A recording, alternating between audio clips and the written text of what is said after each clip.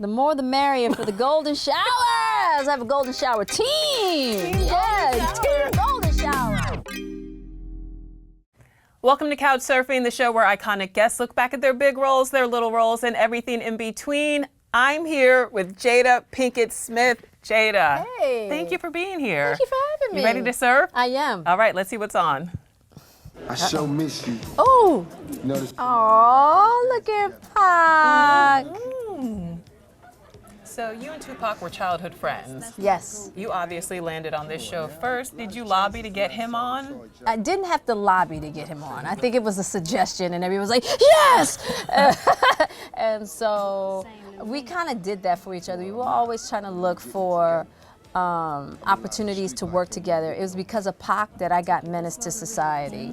And we were always looking out for each other like that. That's just how we did. You know, A Different World is iconic, particularly in the Black community. It did Yep. so much for the portrayal of Blacks in college and also encouraged a number of students across the board to go to school and go to historically Black colleges. But how did it change your life? It really put me on the map.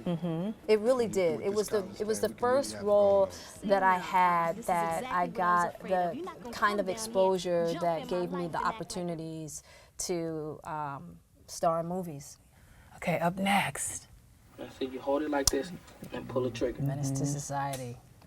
So Boys in the Hood and Menace to Society really gave the masses a glimpse of what it was like to be a Black man growing up in the hood. It's had such a huge cultural impact. Did you realize at the time that it would be so groundbreaking? I did realize that at the time. I did, which was one of the reasons why I wanted to participate in the film. I understood the importance of the message, and not just, what was happening with Black men, but how Black women are the backbone of community. And so how we're always struggling to just keep our children and keep our men safe, as well as ourselves. Next project. Oh man, set it off. You ladies literally set it off. We did. I think this is one of the most memorable and probably one of the most significant roles of your career. Would you agree? I would say so. I mean, Queen Latifah, Vivica Fox, Kimberly Elise. Yeah. I mean, 4 powerhouse women. Let me tell you, bringing it too. Yes. Bringing it. What's so crazy is if Set It Off were to come out today, I think it would have been much more successful on a mainstream level than it was then, because this movie at that particular time was marketed as just an urban film. But it's not just an urban film. But Hollywood didn't understand at that time that just because you have a Black cast, it doesn't make it a Black movie. Today, Hollywood is starting to understand that stories are universal, even that are starring all Black people. Spoiler alert, your character does get away. So there Let me tell you, that has been going on for years, trying to do, Set It Off again? Set It Off too. My answer always is, there's no way I could do Set It Off without Vivica, Queen, and Kimberly. It's just not gonna happen. No. Sometimes you gotta let a classic be a classic and just don't touch it. You know what? I agree with you. Just don't touch it. Let's touch this next clip, though. Nutty Professor.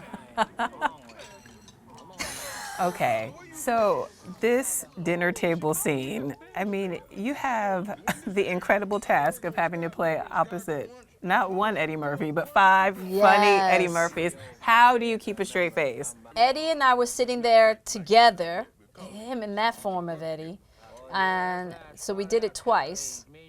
But then him as the grandmother and him as the mother and all that was done at a different time. And so other people were playing those roles while I was sitting there at that table.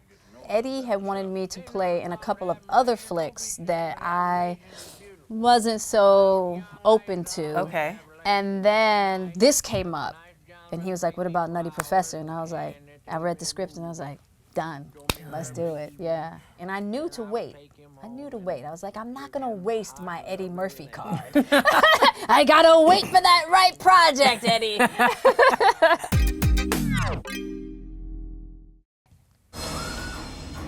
So it became a huge honor to die on screen. in Scream, right? Yeah. That became one of the most coveted roles in Hollywood. Right. So you know you're going to be taken out, but you know it's going to be iconic. Yes.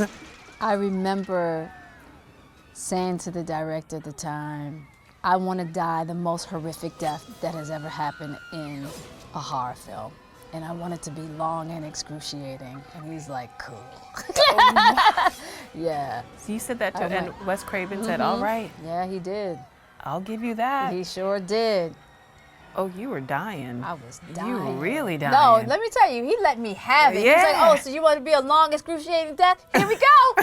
Come on, team. All right, next clip. Ali.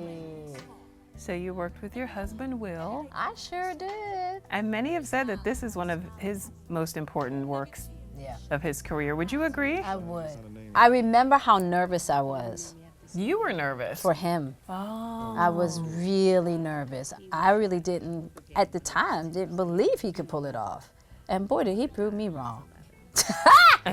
Oh, did he prove me wrong? Because he murdered it. Now, since you were on the fence about him doing it, did he make you audition to play his wife? I didn't want to audition for this. I did not want to be in this movie with Will. I felt like because we were a couple off screen, for people to see us together on the screen in a movie like this would take people out of the movie. That people would see Will and Jada there and they wouldn't see Ali and Sonia. And I was so against it. I did go in and meet with Michael Mann. And I didn't expect for Michael to want me to play the role. I said, listen, he wants me to come in and audition, great, I'll come in and audition. I was like, it's no way he's gonna want me for the role. And then he called me in and he's like, you're not gonna tell me no. You're not.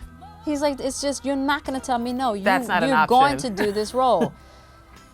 And I just had to trust him. I had to trust him, and he pulled it off, being the brilliant director that he is. Fantastic. I Yeah. think Will should have won an Oscar. He was robbed. Well, you know, it's like all in time. Me knowing him, you didn't want him to win that Oscar yet, trust me. He's gonna win it later. Yeah. I like that. Tiffany! So your character has to use The the ladies' bathroom. room. She has a bit of an accident all over the crowd at Mardi Gras. All over the crowd. Golden showers for everyone. So a lot of people into that, so there it goes. Okay, so when you see a scene like this on paper in the script, how do you react? I'm like, this is gonna be fun. Because the reason why I liked it, I always like doing stuff that people won't expect me to do. No one would expect Jada Pinkett Smith Smith. to pee on a crowd. No. But the Jada that I am definitely would. That's the part that's hilarious. Okay, so rumor has it there's a girls' trip 2 in the works. Yeah, There is. we're So figuring we're it gonna out. get a Set It Off 2 and a girls' trip 2? No, set it off too. You might get a girls trip too. Okay. Did you talk to Jaden and Trey about sex? I did. How about I knew when they both lost their virginity? Wait, how did you know? Because he came in and he had this whole new swag about him. And I was like, his chest was all puffed. I was like, what in the world? I said, what you been doing, son? He's like, oh, I was out with some friends, you know, and I kept asking questions. And then finally he's just like, I lost my virginity tonight, Mom. I was like, really?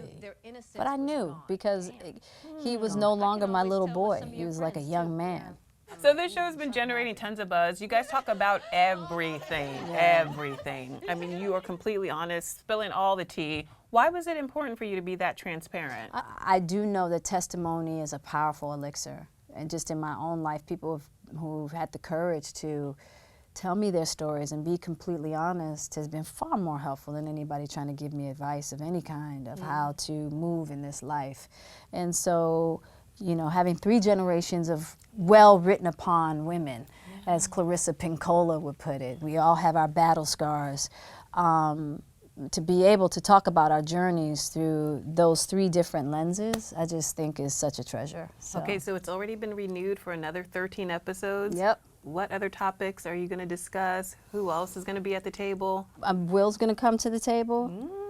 I have like a wish list of people I want to bring.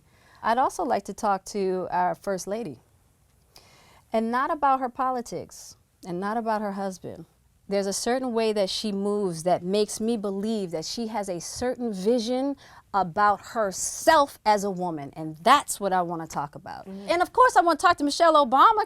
Yes. I want to talk to Michelle too, you know, so I'm hoping that I could get those kinds of interviews, so for the next one. Something tells me you're going to pull it off. I hope. I'm And keeping set my it fingers off. crossed.